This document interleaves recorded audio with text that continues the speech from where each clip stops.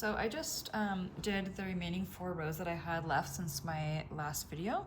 And so now you can see this pineapple motif over here. I just have 1 chain 5 loop left, as well as this pineapple over here. I have 1 chain 5 loop left. So if you're making yours smaller than 10 like I did, you are going to do the same. Go until you have 1 loop left, and then we're going to join up at row 25. And also, if you did more, if you had if you started with like 11 or 12 DCs in your initial like foundation area, you're just going to keep going like this until each of these has 1 loop left at the top. Okay, and so in that case, you're going to have more rows of DCs than I do, which is okay. So we're going to turn to the right side for row 25. And also, like, if you did like an odd number of stitches, your right side and wrong side might be different than what the pattern says for row 25. That's okay, because at this point we're not doing anything else that actually has a right or a wrong side, so don't worry about that. All right, we're gonna start with the puff stitch for row 25. Or a puff V stitch, I should say. As usual, whoops.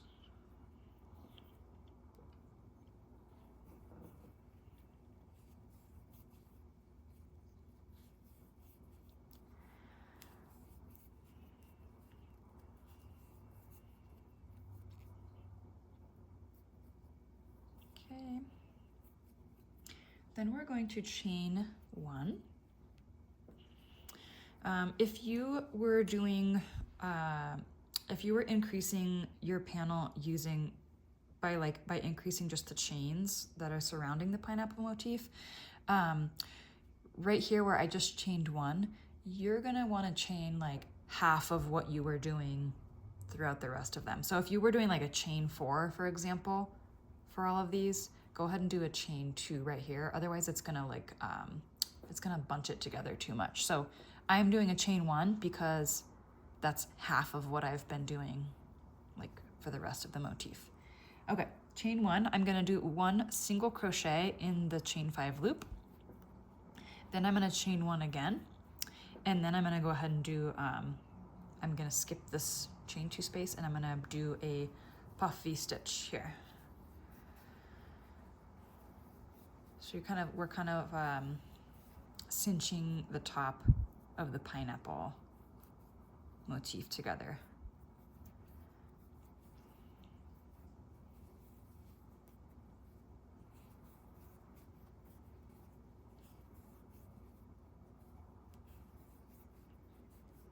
Okay. And then I'm going to chain 2. I'm going to continue with my center pattern.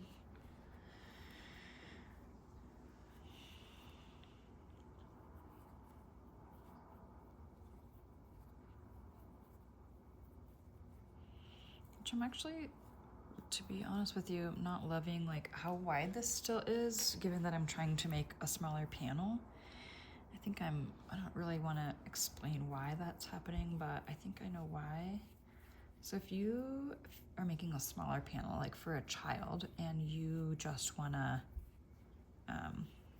make it a little skinnier, you may just want to, like, instead of doing this first DC, just like skip over the first one entirely and over the last one as well. And then, yeah, you know what? I think I'm actually going to do that for mine, because I'm making mine for a child and I needed to get a little bit smaller.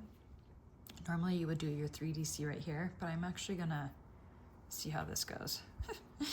It might not be good, but we're going with it. Because I want the waist to be a little bit smaller, and I don't think it's going to be as small as I want. So we're going to try that. Yeah. Okay. Otherwise, like for the adult pattern, I would still continue with what I was already doing to achieve the waistband that I want. But I'm changing this up a tiny bit for my daughter because she's pretty narrow.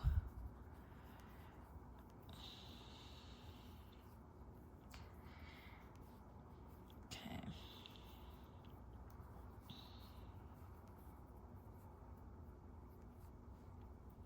So if you do change anything up,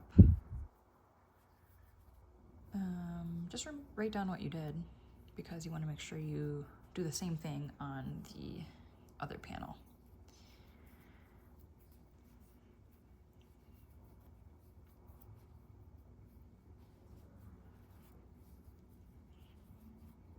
So my goal was just to cinch the top just a little bit more in hopes that this would better fit my kid.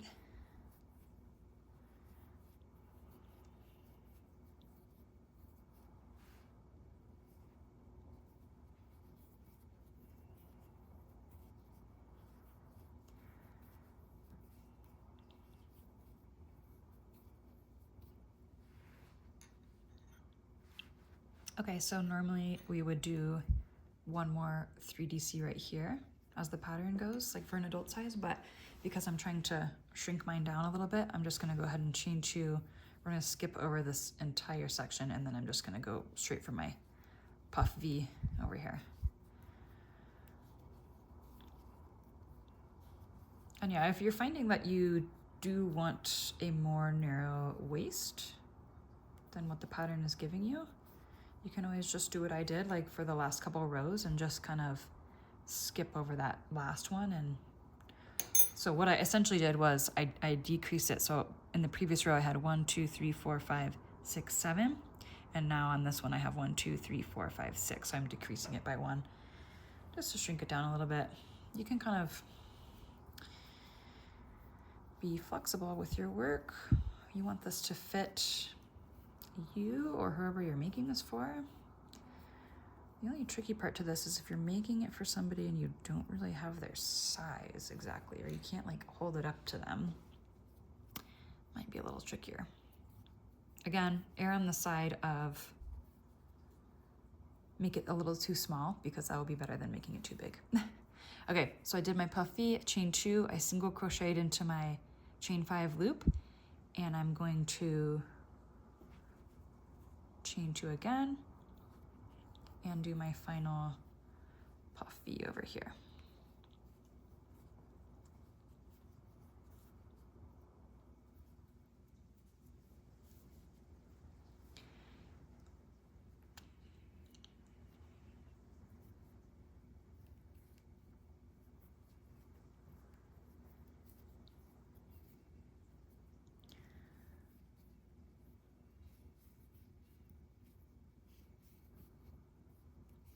Okay, and then we only have like 2 more rows to finish the main part of this panel, and then we'll add the spot where our fringes are gonna go. All right, we can do row 26 in this video as well, I think. Okay, row 26, turn your work, slip stitch, puff V,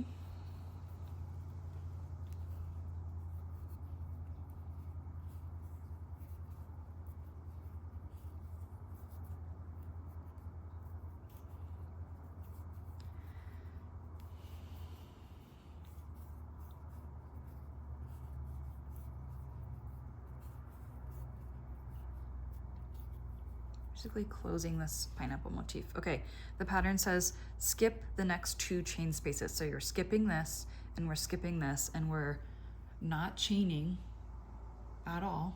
Let me double check that.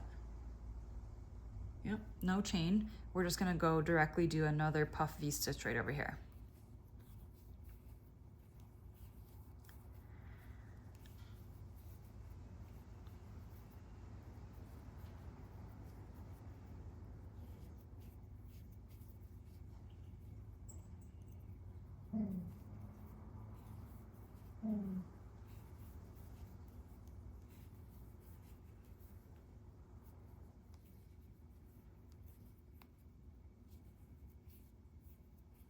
Okay, and then again, if you are following the pattern as normal, like this, what I did in the my adult version would be that I would do a 3DC here. We only have one more, I think one more row of DCs. Yeah, all the way across. So I would start with my first one being right here, and it would be increasing still. But for this particular one, since I'm trying to make it smaller, I'm gonna skip that and start here. Also, like if you get to this point, just like I am, and you're realizing maybe it's a little bit wider than you wanted it to be, this is a good option for how to just kind of narrow it at the last minute, is just to do your last couple rows a little smaller. And I think it will turn out just as cute. So that's the good news. If you don't want to like redo the whole thing and make it the whole thing smaller, you can just kind of decrease right at the top and it will look fine, I think.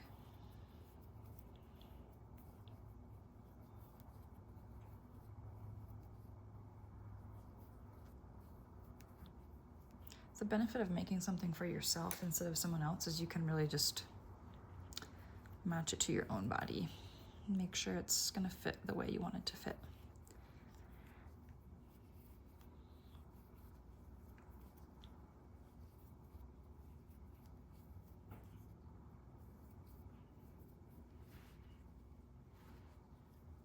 Okay, I'm gonna do one more, whoops.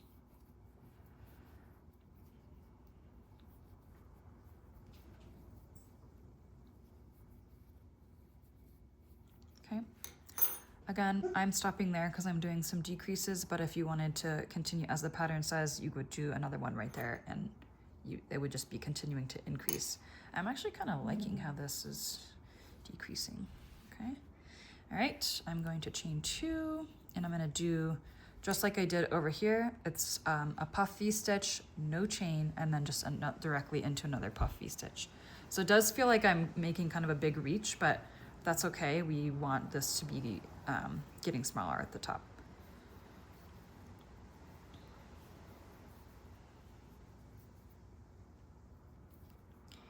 Okay.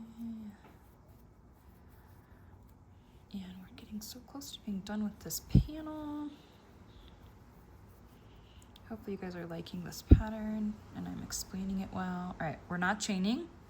We're going directly into the final puff V for this row.